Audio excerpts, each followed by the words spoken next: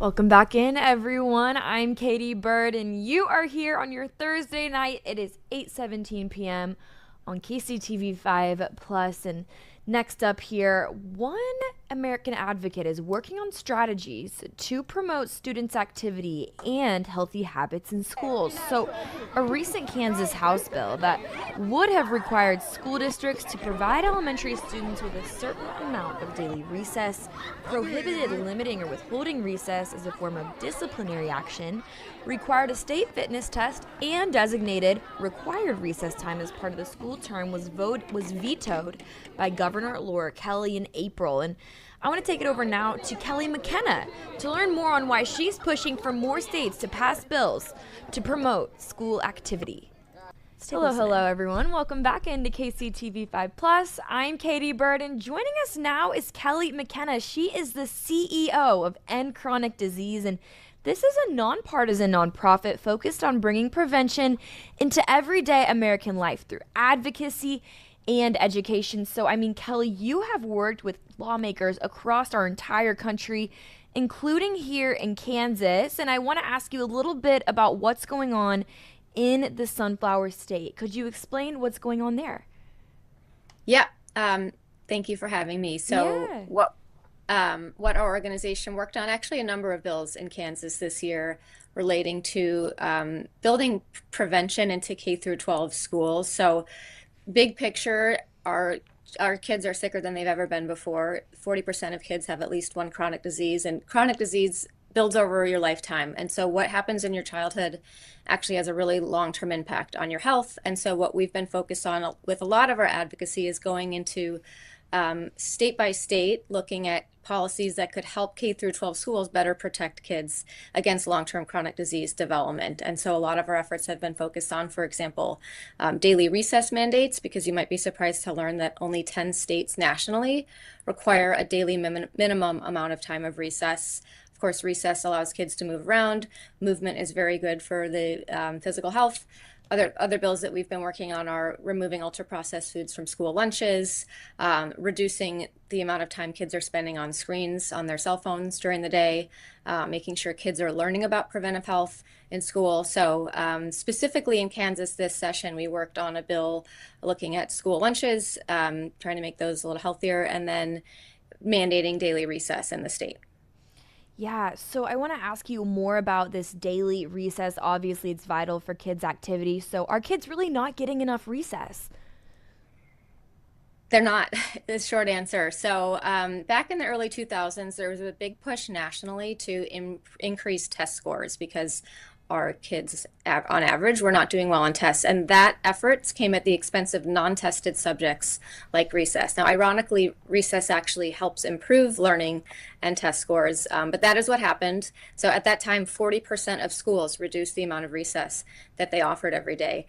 And now we're at a state in our country where recently a group of international public health scientists put together a ranking system to rate countries on how well their kids are doing in terms of physical activity or not.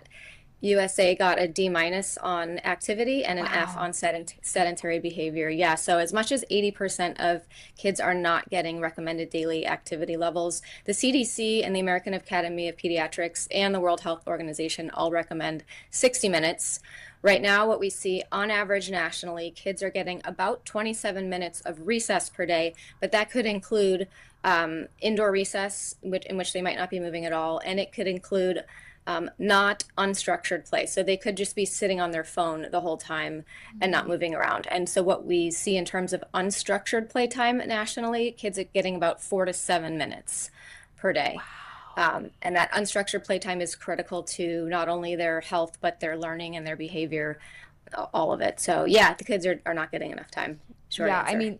I've got to say, Kelly, these are absolutely shocking statistics. Only 4 to 7 minutes. That is absolutely jaw dropping. And I'm sure, phones and screen time have a lot to go into that. I want to ask you a little bit more about chronic disease and why this is a problem and kind of going hand in hand with kids' health.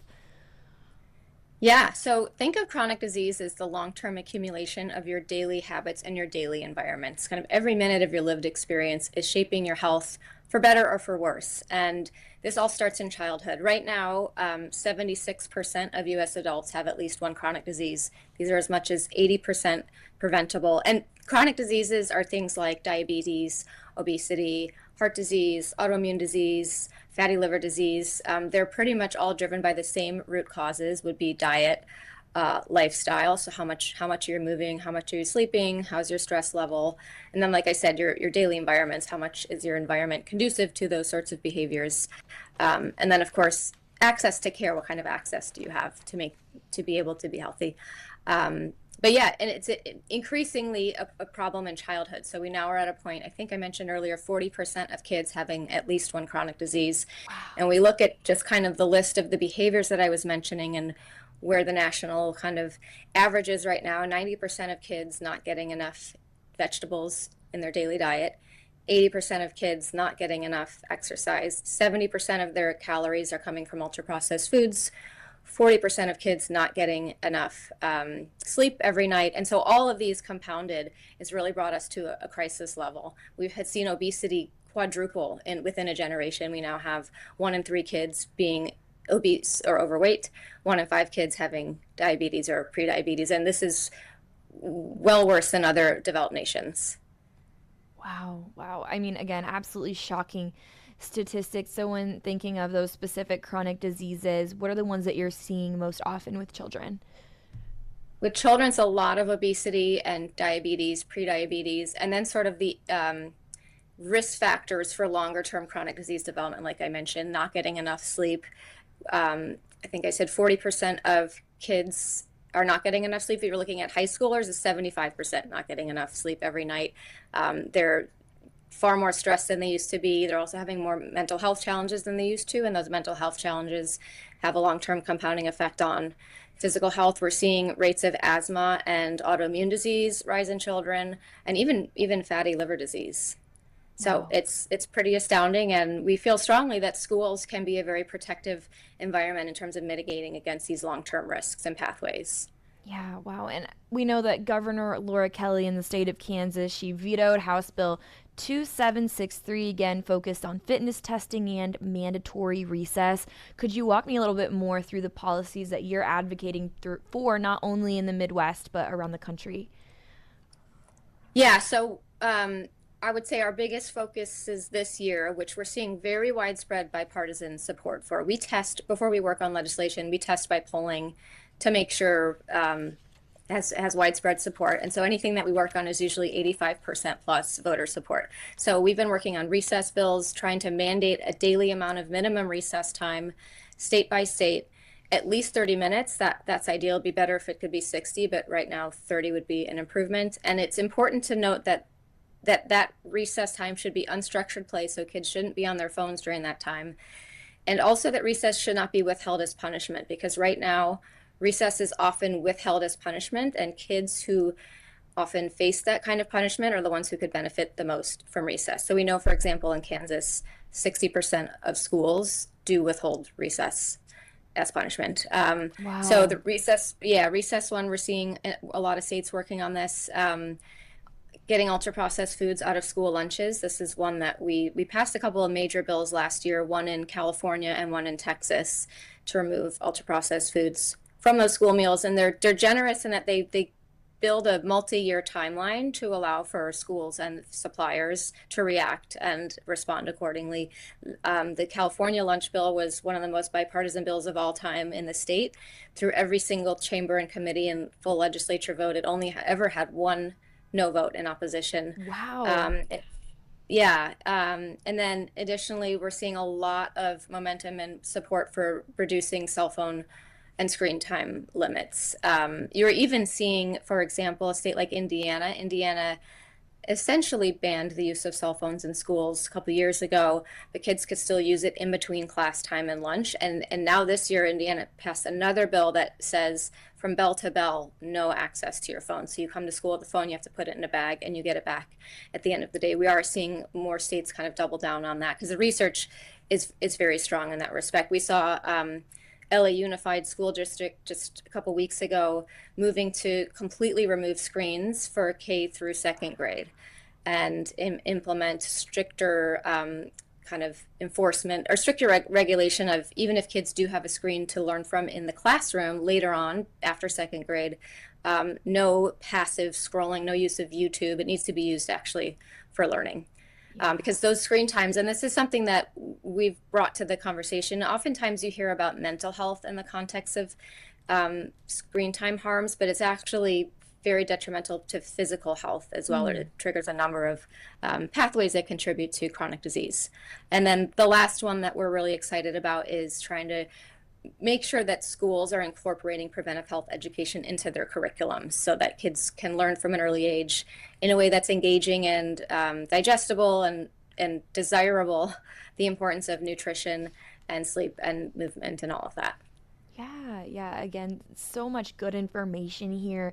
I want to ask you a little bit more about these detrimental habits for children. I know you talked a lot about screen time specifically in the school day. So, what else are you seeing that is really poor for kids' health?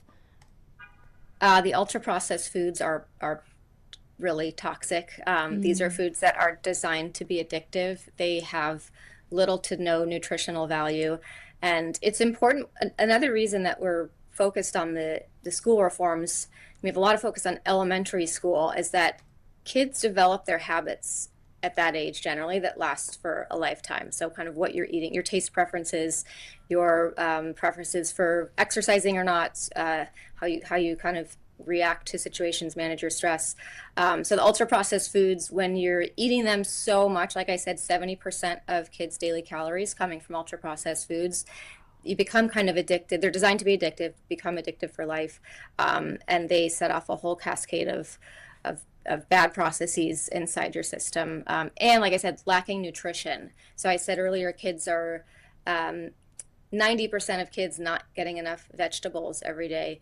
Your body needs nutrients to function. And so when you're 70% of what you're eating coming from these foods that have no nutrients, there's no way that you can flourish. So, and then other detrimental behaviors, yeah, just the sedentariness. We're seeing like schools that are converting from outdoor recess to indoor recess. I actually wrote an op-ed about this in the New York Post recently. There are some schools in Brooklyn that are keeping kids inside to watch Disney movies during recess instead of having them play outside, and just having that break in the day and that opportunity to move your body around is so critical to everything, to your health, to your behavior, to your learning, to your mental health, etc.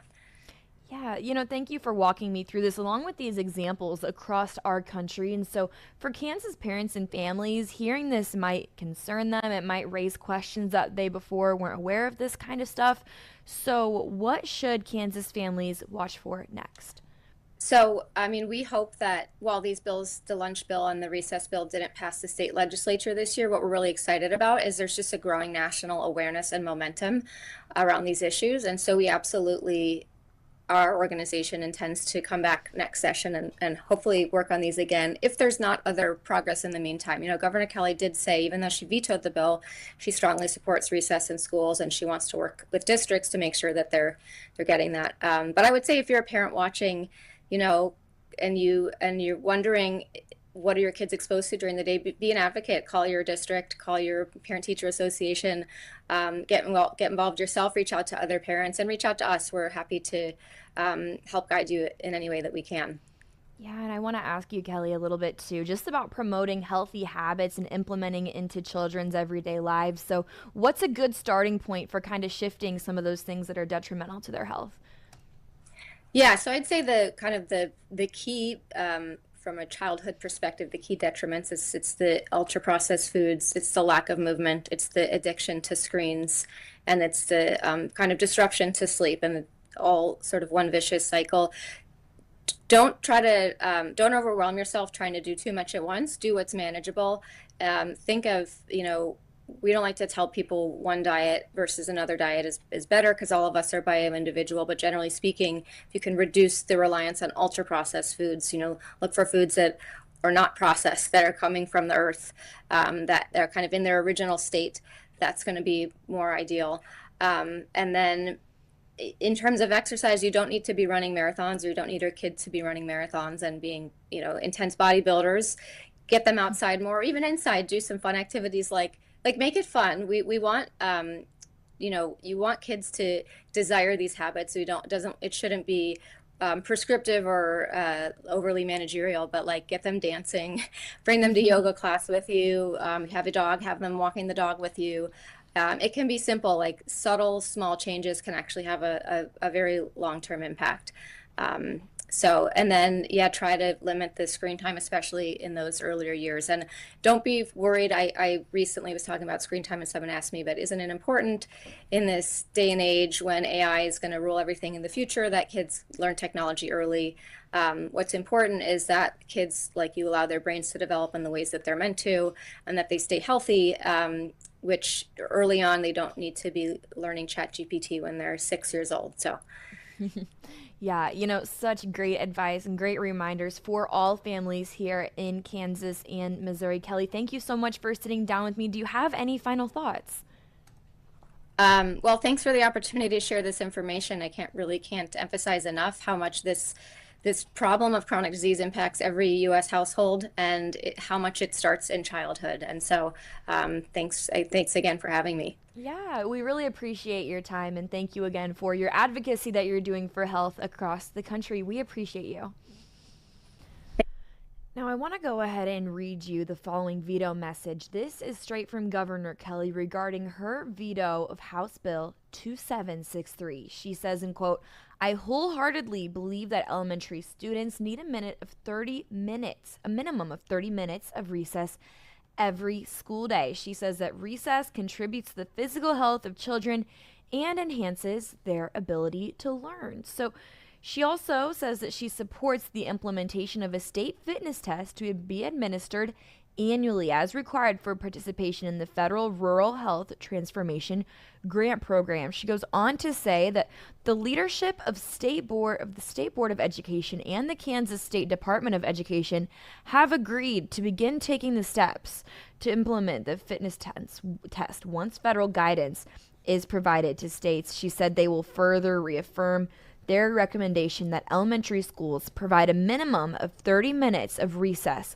every school day and work with any school districts not currently following their recommendation to facilitate implementation wherever feasible. She goes on to say that she appreciates the State Board of Education's willingness to use its constitutional authority to modify curriculum requirements mandated in House Bill 2763. Then at the end, she says, therefore, under Article 2, Section 14A of the Constitution, I hereby veto House Bill 2763. Wanted to go ahead and give you that background and that direct quote from Kansas Governor Laura Kelly on her reason for vetoing the bill. Going to go ahead and take a break. When we come back, going to be taking a look at some of the top things happening in Kansas City tonight.